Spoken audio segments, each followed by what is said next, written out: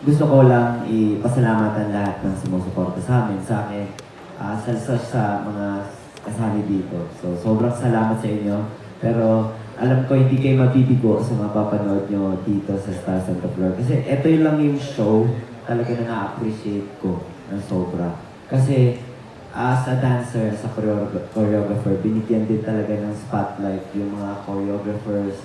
So, yung dinirect talaga yung cameras para lang mabigyan ng justice nga yung mga movements. So, kumbaga, hindi lang siya, sige, lumapag ka dyan sa stage, pumunta ka dyan sa entablado, sumayaw ka lang, kulang ka lang namin. So, bawat detail, kinukunan talaga siya para hindi na nasasayang yung effort ng mga choreographers. So, sobrang na-appreciate ko itong show na to kasi hindi lang siya talagang para sa mga, para sa mga artista. So, kumbaga, para na din siya sa lahat ng mga tao na gusto talaga yung pagsasayaw.